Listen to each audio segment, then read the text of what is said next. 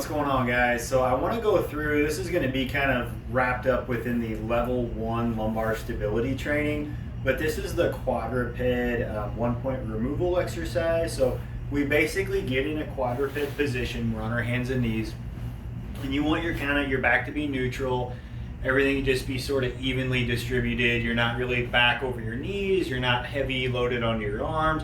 We've just kind of got like an equal distribution here.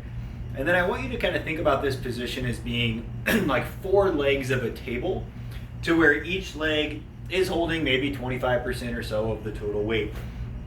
The idea is that if we remove one of the legs of the table without shifting our trunk away from it, like if I'm here and I lift this arm, my body naturally wants to shift away from the point I removed to stack more weight over the arms and legs that are still in contact, right? That would be smart of it because it makes it easier on me. If I choose not to shift, or if I work hard not to shift and I remove this, then my core stability muscles, the muscles that prevent rotation, have to kick in to stabilize me in this position with one less point of contact. So the setup is really important, and it's kind of hard to see, but if I had my shirt tucked in, I want to be like drawing in, so my waist, I probably didn't even really help, but if I'm from the side, I want to be drawing my belly button up towards my spine, okay?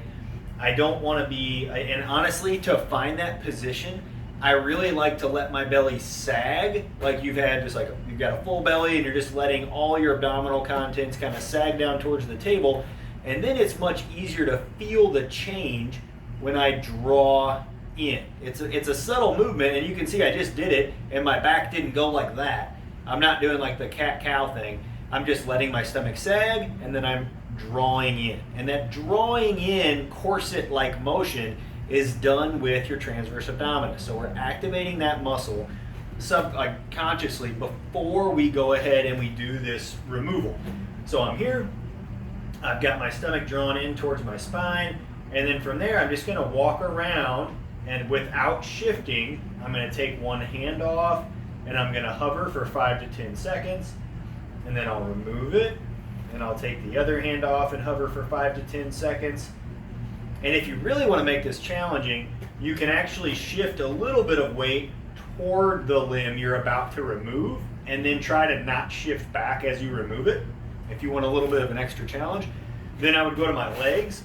And for this one, guys, it's very subtle. I see people doing like this or like this. Think about somebody sliding a piece of paper underneath your knee. You are just, I'm here and I'm just trying to decompress the table and gently lift my knee up toward the ceiling. And this is actually done with your spinal rotators. If you watch this from the back, when I lift my knee, what's happening? I'm getting lumbar rotation. This is actually relative. If I lift my left knee, it's relative right rotation of my lumbar spine. But I'm here, I'm drawn in, I'm not going to shift away from it. I'm not shifting towards my right to lift my left. I'm just here, drawn in, a little bit of decompression, and hold. And guys, you can feel this kicking in quickly in your abdominals if you're doing this right. We'll bring it back down, shift to the left and hold. So my right knee's elevated off the table right now. And again, if you want to make this really challenging, I could shift my weight to my left and then try to lift my left knee without shifting back to the right, okay?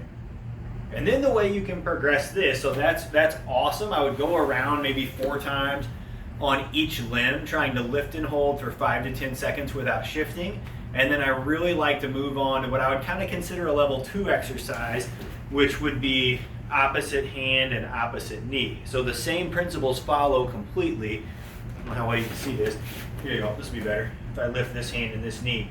But it's still not a dramatic movement. It's not like a ton of activity, but instead of going into a full-blown bird dog, or where most people are like hyperextending their back, which I don't want them to do, I just have them work on getting in this position, drawing up the stomach, and then lift and holds. And you're looking at, again, 10-second hold, maybe 5 repetitions on each side, like that.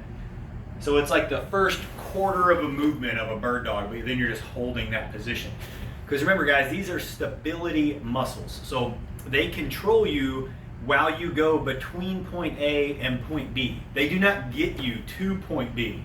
That's your other muscles. That's your dynamic movers, right? Those are your global mobility muscles. These are your local stability muscles.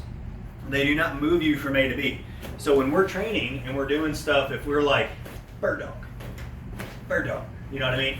That's not helpful because we're going from A to B, A to B. I want to go from like A1, A2, hold A2, A3, hold A3. You know what I mean? Like we've got to spend some time in the middle, because in the middle is where these muscles actually kick on and start doing stuff.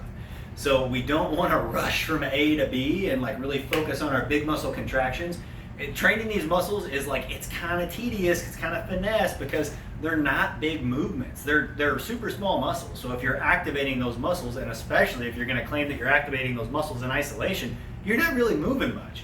So it looks very subtle, and that's kind of why sometimes it's hard to do videos on these.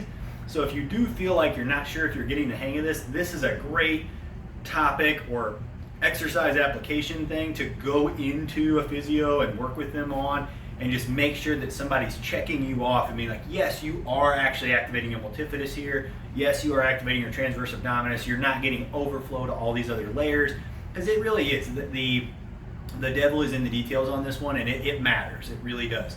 If we're activating a lot of layers, like we're bracing and we're getting too much overactivation of our abdominals and obliques, you're not going to be effectively training your deeper layers. And so I really encourage you guys to have somebody take a look at you if you're not sure if you're doing these correctly. But that's where I like to start in quadruped. There's a ton of great quadruped exercises that I'll be putting on here. But if you like this one, hit the thumbs up button. If you think this would be helpful for somebody you know, please share it to them. And stay tuned for more videos like this. Thanks, guys.